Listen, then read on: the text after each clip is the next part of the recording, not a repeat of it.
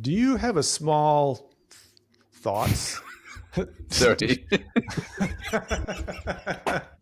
I thought you were going to start with that. All right.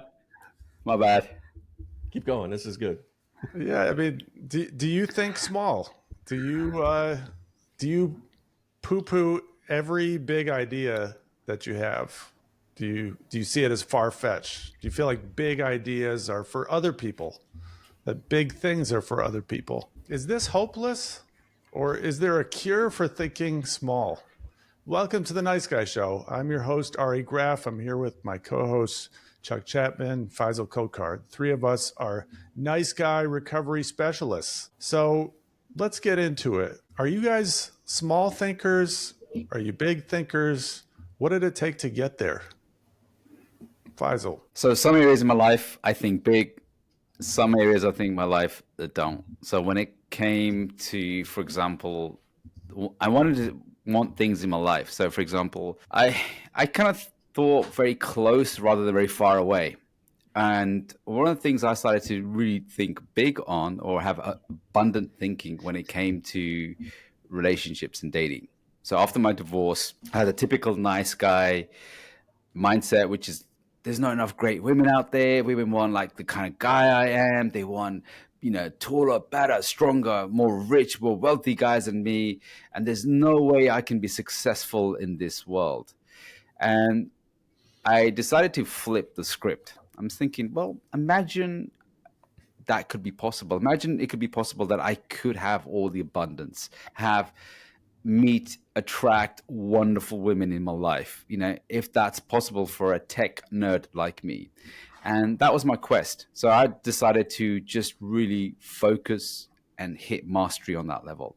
And with a lot of, I would say, rejections, a lot of hard times, I stuck with it and then started to see that, I was thinking like, okay, this is what struggle is all about. This is what, success is. Success has made a lot of mess. And I just carried on thinking, and it's possible, it's possible, possible. And then after a few, I would say 5-6 months of dedicated work, that I started to get the fruit of my labor. And then I started to date incredible women all around the world. It wasn't just like where I was, but I managed to meet a lot of women and have a lot of opportunities that I would have not had because small thinking made me play small. Now, when it comes to my business and myself at the moment, I'm thinking very small on that one because I'm just thinking like, okay, what do I need to get done, which is in front of me? And one of the things I noticed, and I don't know if you guys struggle with this, but nice guys can be quite struggle with when it comes to big vision. Or when I do think about big vision, it's like over the top. It's a very good point. Let's come back to that because I think vision is a big part of breaking out of thinking small. Chuck, what about you? Are you a small thinker? Are you a big thinker? Similar to Faisal, some areas in my life I'm kind of think small. As you were talking though, I was like, I kind of think medium, like just like it's not small, but it's not huge. It's just like, hey, this is, That's what you told her. Yeah, this is good enough. And yet when it comes to like big thinking, again, Faisal mentioned this of like having these grandiose expectations of life, like I'm going to be a billionaire. I'm going to, fly in private jets. I'm going to, date supermodels or whatever, that has been my idea of like thinking big. And then when reality doesn't match my fantasies, then I get disappointed and discouraged. And then I'm like, fuck it. And throw everything out the window and just say, I'm just going to play small. There's no reason for me to try anymore. So I think another question is what constitutes thinking big versus what about, are we limiting ourselves? Are we, just running constantly on disappointment because we're always seeking the bigger thing? Or well, here I have a couple thoughts on this. I mean, I think that nice guys, part of the characteristic of being a nice guy, I think for most is thinking small, because nice guys are cut off from their wants and needs and feelings, and they're focused on pleasing others. They're focused on other people's needs and other people's dreams. So they don't give themselves that permission to dream about what they would like. If so this is what I think is the cure, or part of the cure for thinking small, is to allow yourself to dream big dreams, about what life could be if there were no limitations on them. Is You know, that so is that it's not just about thinking. It's sort of it's also an emotional process of tuning into, your deepest self. What were you gonna say? Yeah, I was gonna say, it's, as Chuck was sharing and you were sharing, Ari. I was thinking, actually, it's not about small thinking or big thinking. What it comes down to, and I was just digging deep into myself. I was thinking, actually, it's not that. It's more about safe thinking versus risk thinking. So I was thinking, am I doing things which is more safe, and that constitutes or results in, okay, it's thinking small. So that's what I was thinking, is it's thinking safe rather than thinking big or small. Because when I think risk, then I do a lot more things, or get or they seem quite big or grandiose. So, for example, I remember, this has just come to me a few years ago. I did a lot of work for Tony Robbins, and there was an event going on in Singapore. And I was like, there's no point going to Singapore, and it's going to cost me this, and this is going to happen. And there was like so much rumination going on. And I remember I was at my sister's house, and I was, complaining to her. She said, "Just shut up and do it." She's like, what's the worst that can happen? And I was like, yeah, but this and this and that. She just said, look, just go and do it. And what I realized was I was thinking safe rather than thinking big. And I just immediately took a laptop, booked a plane ticket, and I said, it's done. So it's more safe thinking than big thinking or small thinking. Or overthinking, which is another thing. Oh, that's the other one. Which, we're overthinking, which keeps us stuck. So, Yeah, I think we want you, it, but we limit ourselves. I think a nice guy will, he sees somebody else with something, and he wants that lifestyle, but then he overthinks it, talks himself out of it, and then ends up playing small. Oftentimes, we don't have to know all. Okay, sorry, I'm gonna be nice. So I was just gonna say, you finish your thought. To your point, I can't remember the point now. It had something to do with this. You killed his thinking. Thinking. Yeah. I think that's part of it. It's the rumination. It's the overthinking, and with dreaming, don't even worry so much about the risks. I mean, if you get too much into, oh, this feels risky, that's going to cut off your dreaming. So really just allow yourself to enjoy it. I think about when Dr. Glover gave us that write a letter to yourself from 2 years from now. And the describing the life that you're living. That 2-year letter is a great exercise to dream, I think. But I think one of the take homes today is just for nice guys, for everybody, just give yourself dream time on a regular basis. Dream time where you're not worrying about all the things that could go wrong, all the reasons that you're not cut out to do that, or you don't deserve that, or it's only for other people. And then just imagine yourself in that position or with those things. So I think, if you're just thinking sort of like a stereotypical, like I want $1 billion and hot women, that's not necessarily your dream. Yes, so it is. I do. I wish God doesn't want that. And a yacht. And some rooftop bars and I mean that's maybe that is Faisal's dream. Yeah, I wonder if maybe part of it too is like, if you're dreaming, like dream about how you want to feel as opposed to like what you have. Because I could say, well, I want $1 billion and hot women and yachts and all of that, because I think that's going to make me feel complete, good, important, satisfied, powerful. Those are the kind of feelings that you hope to get out of that. And maybe part of the dreaming is like just how do I want to feel in the future, and then what's going to get me to that feeling might be a way to look at it as well. Because Actually, that's a good point about what are the guys feeling at the moment. I guess they're feeling powerless, invisible, right. not strong enough, not confident, hopeless, meaningless. That's what they're feeling right now. So they associate, hey, if I have all of those, I have power, wealth, status, control over my life.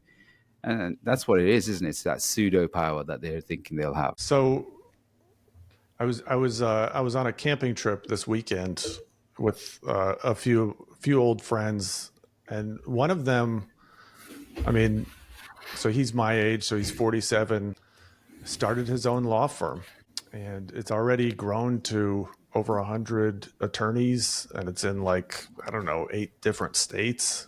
So it's really starting to get big. I mean, it's not like a mega firm yet, but you know, his dream was to create a firm that had a different culture than the big firms. He wanted it to be more balanced. It's, there's still the kind of the hard work mentality that lawyers have, but there is a different culture, and that's something he wants to preserve even as he grows it. I mean, he'd like to have over 1,000 attorneys in his firm, which is an enormous dream.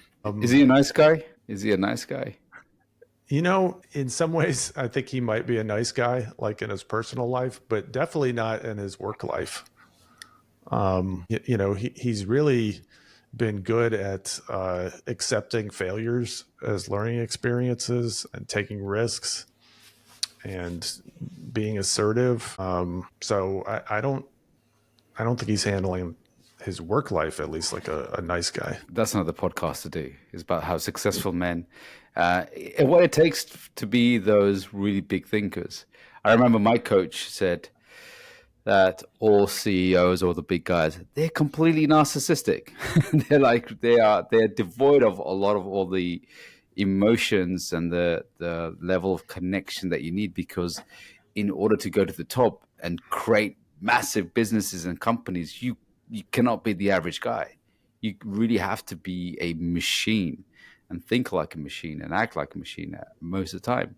And he says that he works with a lot of successful men, and he says that they're tough, hard, ruthless, not always bad people or do bad things, but they're just very systematically driven. So it's so funny you said that, because he was telling me, my friend, the attorney, was telling me that his friend called him a robot with emotions, which is The machine. which he took as a compliment, that he is that kind of systematic thinker, but he still has a heart as well. A teeny weeny metal heart. So what are your dreams, to put you on the spot? I have a dream. Actually, I do have a dream, and this was only came to me, I think I would say about a year and a half ago.